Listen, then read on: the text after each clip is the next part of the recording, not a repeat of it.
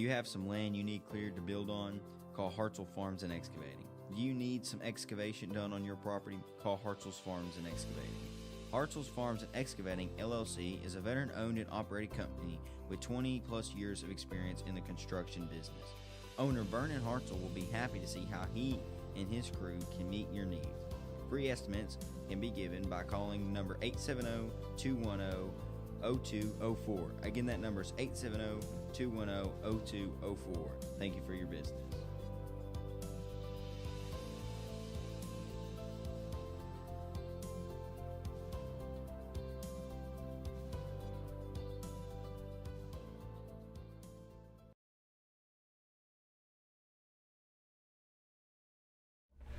And welcome back.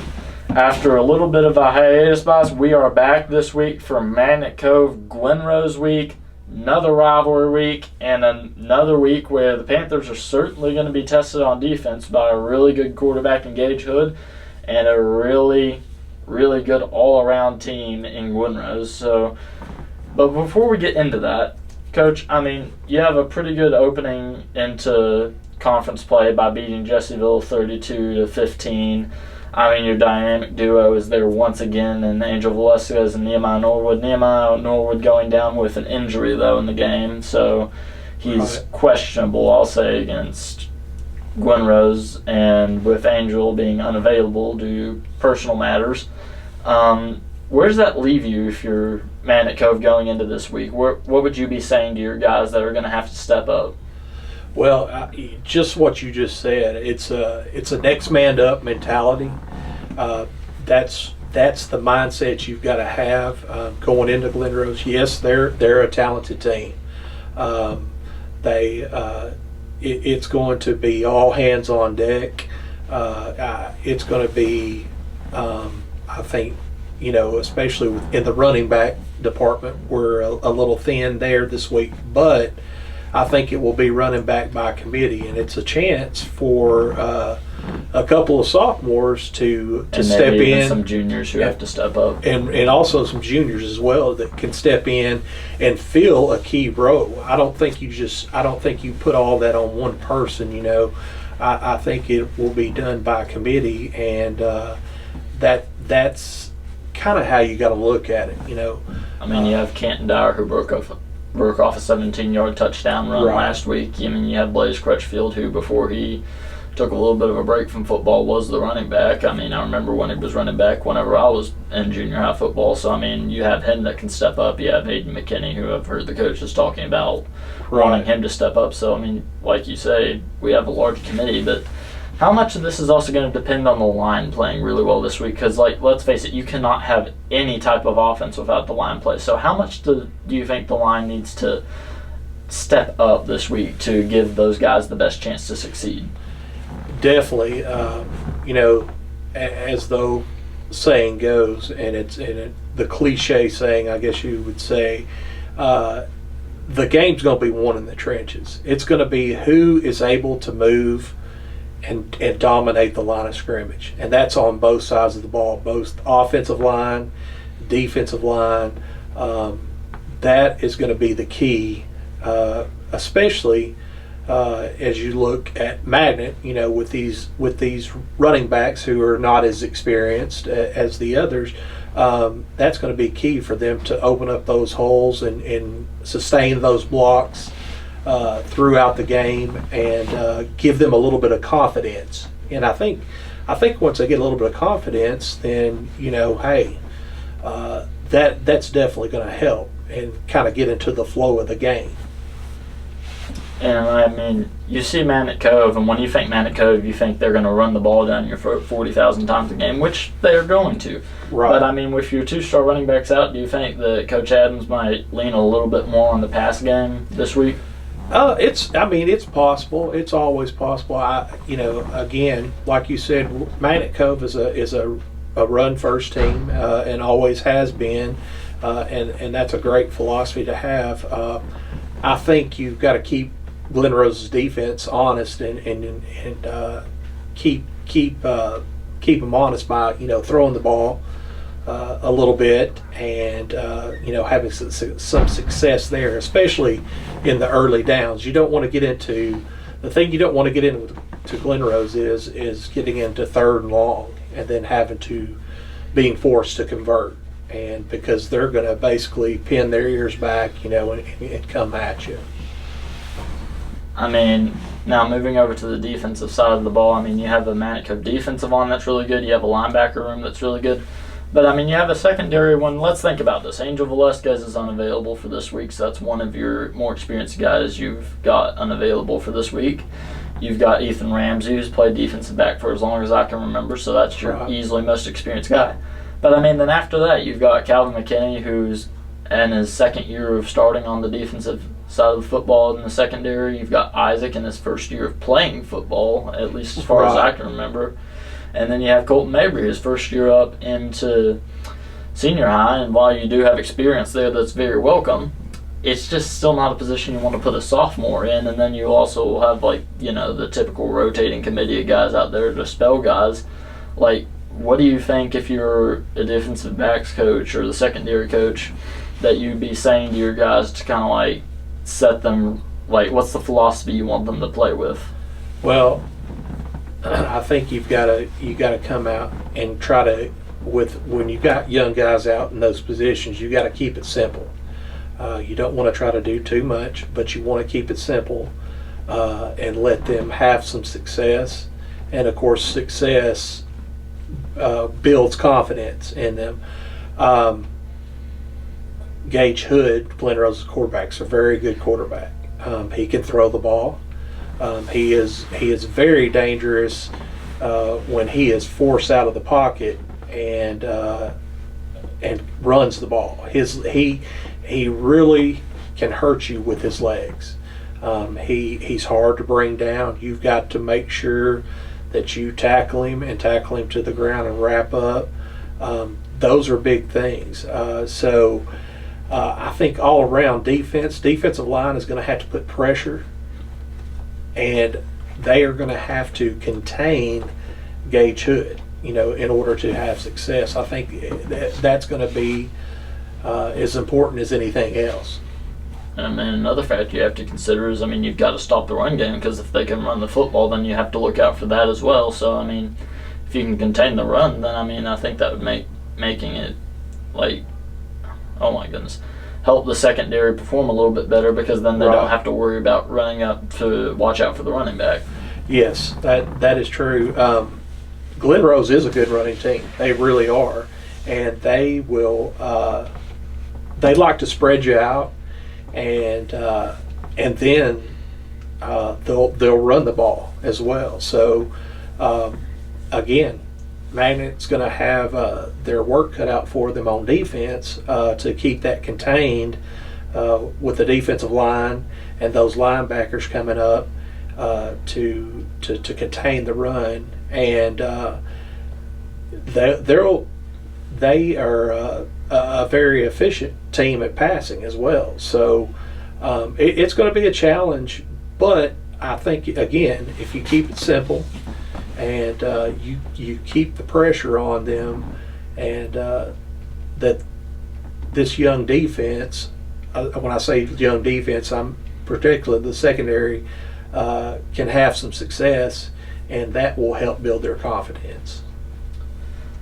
Now moving forward into the conference standings for us, we have a four-way tie for first place and a four-way tie for last place after every given scenario when you have one conference game played. You have Glen Rose, Magnet. There's not exactly a whole lot of chances for someone to be lower or higher than anyone else. Right.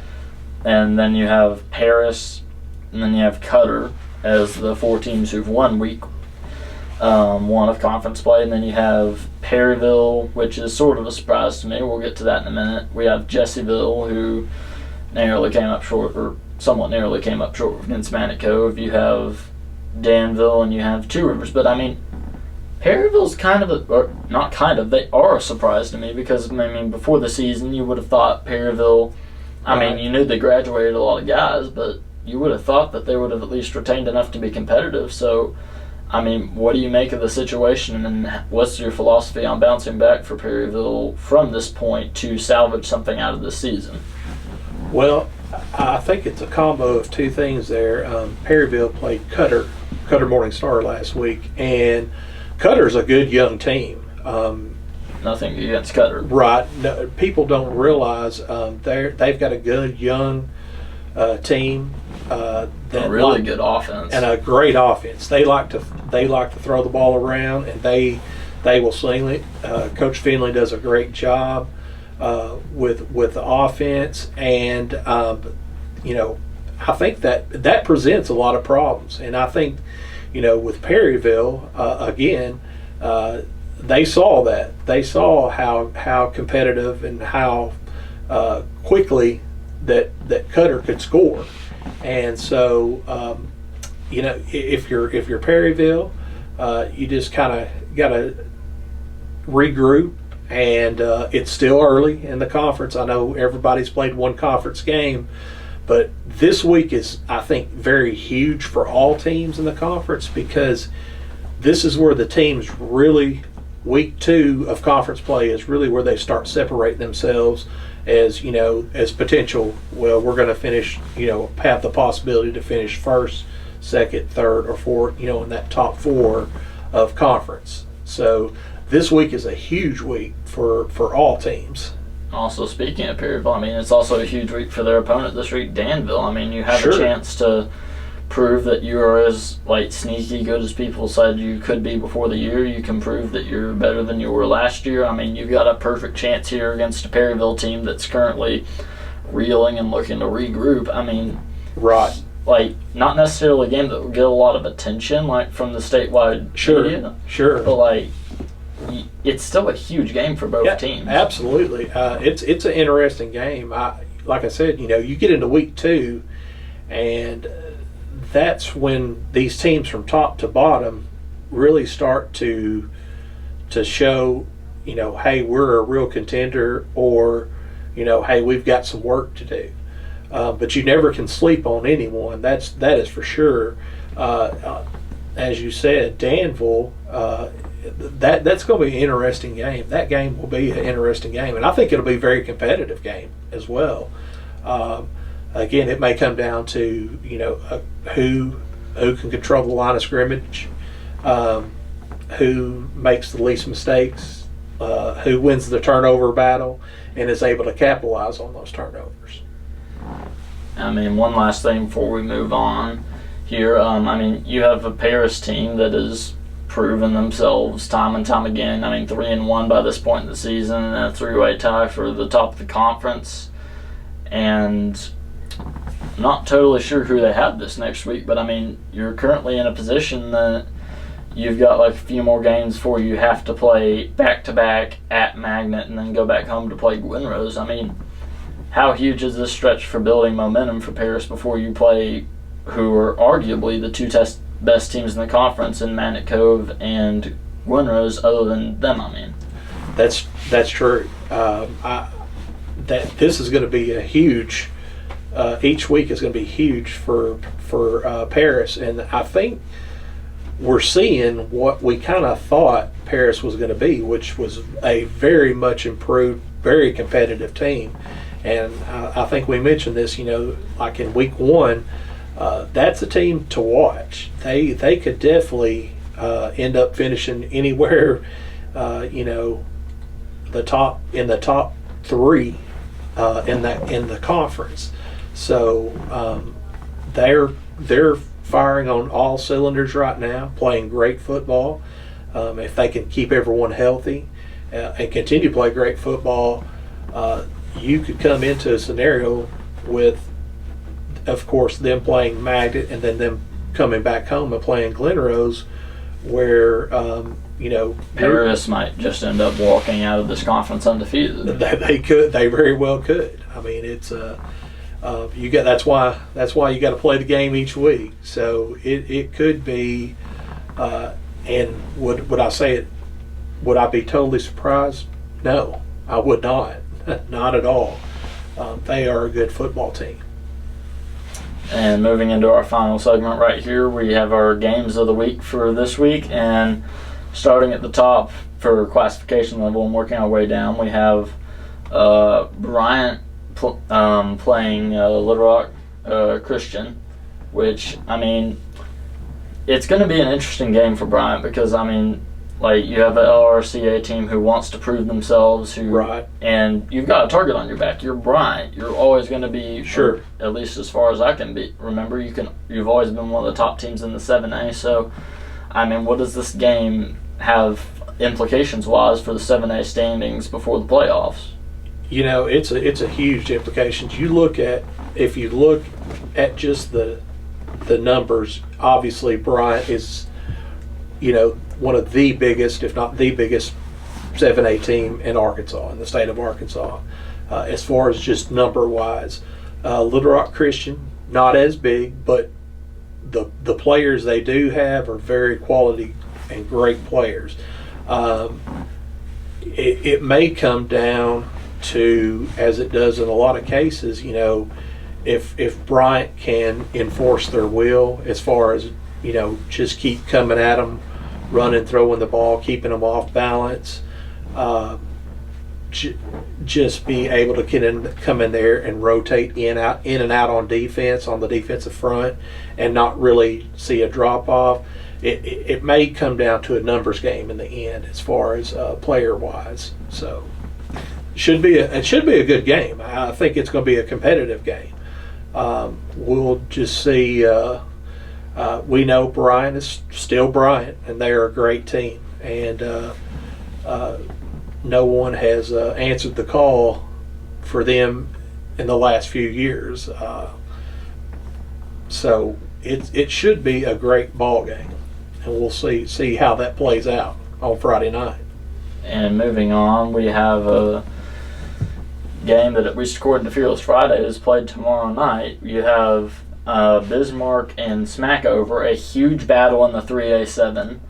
And, I mean, a game that just has implications for the end of the season already for this conference, because you have a 4-0 Smackover team who's played really well against every team they've played against so far, and you have a 3-1 Bismarck that, despite their one loss, it's to Mansfield in overtime. You've beaten Glen Rose, who's, I would imagine, near unanimous, if not unanimous, top 10 team in the 3A. Yes. So, I mean, it's not like Bismarck's just worse than Smackover, so you have Smackover coming in here trying to upset Bismarck's reign on things in the 3A7. I mean, this is a huge game, and if not for a game we'll be discussing next, it would be the biggest game in 3A. That is true. I would agree with you wholeheartedly there because, again, like you said, Smackover is 4-0. They come in, they've got a great football team, got some athletes, and they play well.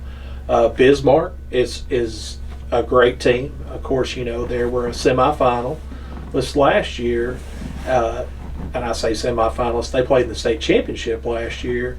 And even though they've graduated a lot, there has not been Bismarck's still Bismarck. Bismarck is still Bismarck, and they have not had a huge drop-off. They have had an outstanding season. So I think you're looking at, probably in that conference, you're looking at the best two teams, and I know Prescott's still in that conference. But you may be looking at the best two teams playing each other this Friday night. And should be a great ball game, very physical. Both sides are very physical, like to pound the ball, and you know, it should be a interesting game. And I think, again, that was going to come down to who can win in the trenches, who can win the turnover battle and convert with those turnovers. I expect a good close ball game that Friday night between Smackover and Bismarck. And then moving on, as we alluded to earlier, I mean, you have the biggest game in 3A this week, and arguably even the state, and as far as entertainment-wise go. I mean, you have Mansfield against Charleston, and I mean, just huge game for 3A. Mansfield, one of the teams, like both these teams actually were unanimous top 10. I mean, maybe even like top 5 in the state in 3A. and you have them facing off on the gridiron this Friday night. So, I mean, just huge implications already in the season, and as for their conference. I mean, just what does this game mean, you reckon, when you have two Titans going at it this early in the season? I'll tell you, Mansfield and Charleston is kind of one of those rivalry games. It is a rivalry game. When those two get together, they're both have been football powerhouses within the last 10 years. Charleston even longer than that. They are both great football teams, have a lot of tradition, a lot of pride. They're consistently a great, fundamentally sound football team. Both of these teams are, year in and year out. I look for a tough-nosed ball game. Charleston's gonna pound the ball, and they're gonna run it.